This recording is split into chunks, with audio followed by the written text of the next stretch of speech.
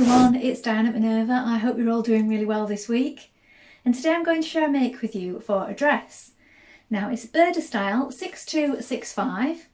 We're going to be making a view A, so that's the one with the Peter Pan collar right here. And what we're going to be using is a Minerva exclusive viscose challis fabric. Now this one is called Secret Jungle. It has a beautiful leaf design on this gorgeous rich green background, sort of a turquoise green. Now wash and prepare that fabric before we get started, and of course check your sizing with the packet. Now on the Burda patterns there is also sizing on the pattern pieces. When you're sure of the perfect fit, we're going to go and cut our pattern pieces together. So let's go and do that now. Here are our pattern pieces. So this is your back piece. You're going to cut two pieces. This is a straight grain. Make a note of the markings. Here is the front. You're going to cut this piece on the fold. So one piece on the fold line is here. Make a note of your darts and your markings. Here is the sleeve for view A. You're going to cut two pieces. Make a note of the grain line and the darts. Here is the collar piece. You're going to cut 4 in fabric and 2 in interfacing, and the straight grain is this way, look. Here is the back skirt panel. You're going to cut 2 pieces. Make a note of the markings. Here is the front skirt panel. You're going to cut 1 piece on the fold line is here. Make a note of the markings. Now we're ready to begin making our dress. So first of all, you want to wind half of your thread onto your machine spool, and then check that your needle is sharp.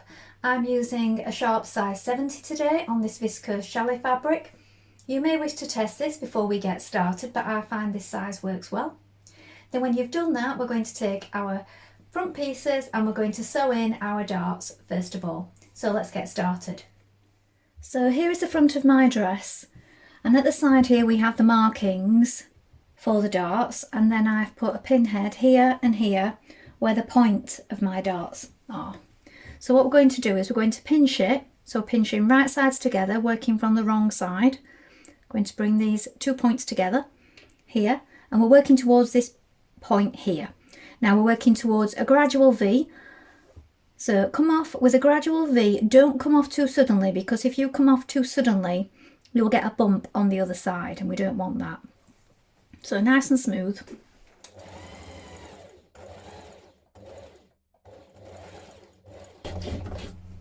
Run off the end.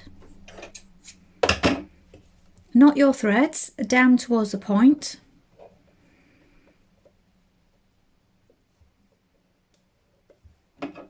Press it flat and repeat on the other side. Next we're going to pin our back pieces on top of our front piece like this, with right sides facing. Pin it at the shoulder. We're going to stitch these seams in place with a 1.5 centimetre seam allowance, then press open and flat. Now I've already overlocked each of my shoulder edges here, but you can do this after if you wish and just press the seam over to one side, or you could edge finish it with a zigzag finish.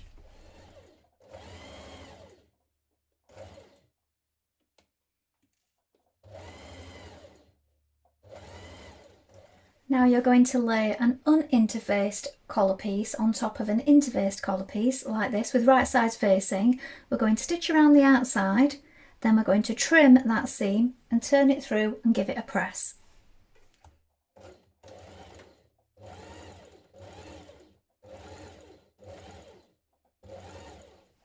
Now pin your collars to your neckline, matching the centre front here, so they should meet edge to edge like this. And also at the centre back point. Now do bear in mind we're going to have a zip there, so we need to have that allowance there. And then we've got the edge of our collar just here. So they will meet at the centre back. We're going to base that in position, and then in a moment we're going to add binding tape over the top.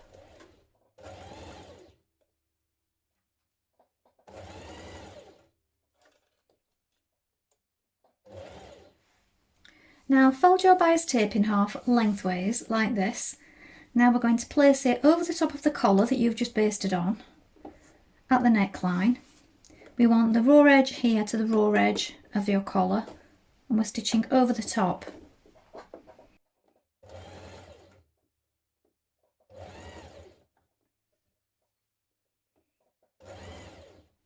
Now we can trim away some of that excess of the seam and then snip into it so that it lies flat. Now when you've trimmed and snipped it, we're going to press that binding back to the wrong side like this. Then from the right side we can top stitch it. So press it back first of all, make sure that it's all lying evenly. Now from the right side, you're going to top stitch around your collar here. So the binding is on the inside and we're just catching it in from the right side.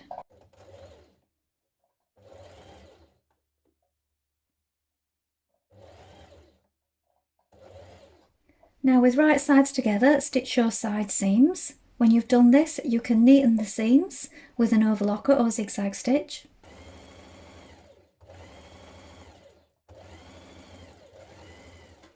Now place your back pieces on top of your front piece like this.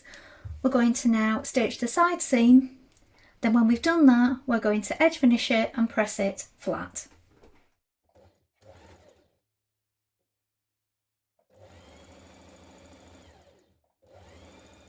Now we're going to sew 2 lines of gathering stitches around the top of our skirt. So change to a large straight stitch and we're going to sew them a couple of millimetres away from each other. This is to gather the top of the skirt.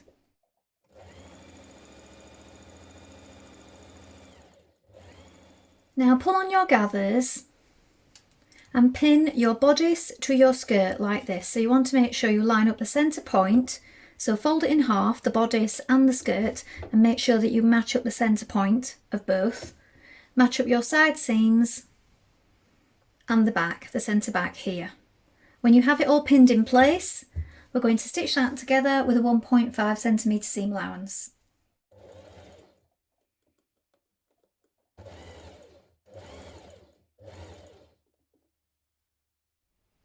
Now change to your zipper foot or your invisible zipper foot, that's what I'm using today. And you're going to place your concealed zipper face down on top of your dress like this. Line up the top, so the plastic tab where the top of the zipper meets, with the edge of the top of your dress here. We're going to stitch it in place. When you get to the point where the skirt meets the bodice, just here, on this side of the zipper you want to put a little mark with chalk, and that will help you line it up when we come to sew down the other side.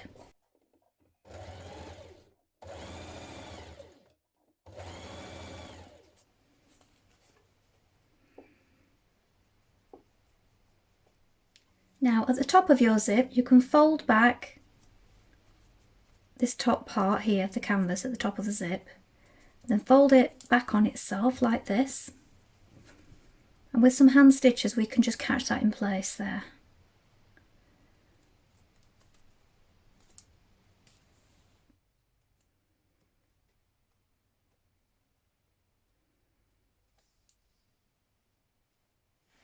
Now flip the bottom of your zip out of the way and you're going to stitch the centre back seam.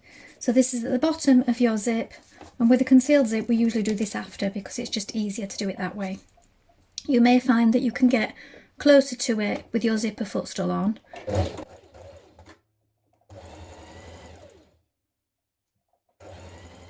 Now hem the bottom of your skirt. You may wish to try on before you do this, just to check the length. I'm doing a double fold. You may wish to just overlock it and do a single fold.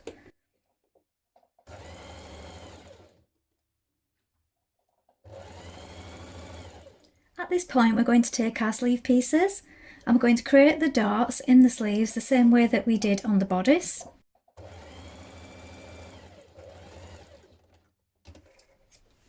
Press it down flat and repeat on the other side.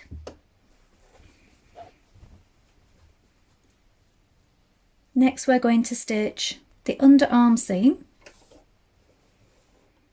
bringing right sides together with a 1.5 centimetre seam allowance.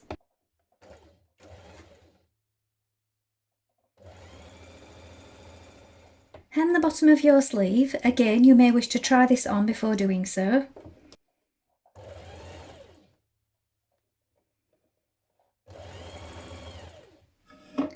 Now between the two markings on your sleeve, the circles here and here, we're going to sew a line of ease stitching. So change to a long straight stitch for this. Now we're going to insert our sleeve, so you want your dress the wrong way around and your sleeve the right way around. Place it inside the armhole and line up the underarm point. Now you'll know if you have the right sleeve because you have a marking just here, either with chalk or a snip, and you'll have the same one on the sleeves, so they should line up. If they don't line up when right sides are facing, then you need to take the other sleeve because you may have the wrong one. So make sure that these points line up first of all, and then the marking at the top of the sleeve lines up with the shoulder just here. So again, I've got a little snip here, look. So these line up. When you've got these key points in place, we can pull on our ease stitches and finish pinning the rest of the sleeve to the armhole. When you've done this, stitch your sleeve in position.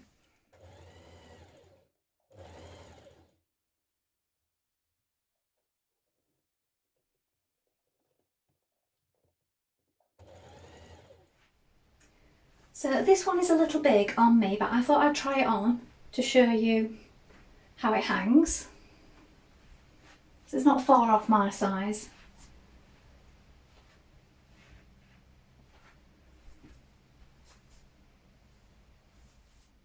Well, I hope you've enjoyed sewing along with me today. Please let us know in the comments if you've made this pattern, and also remember to include any photographs because we do love to see what you've been making. I really like it in this check fabric here. I think that would be lovely for the autumn winter months in something a little heavier, or the longer version with the tiers. I look forward to seeing what you've made. Remember to take a look at the Minerva Craft Club if you'd like to get 10% off all your orders for a whole year.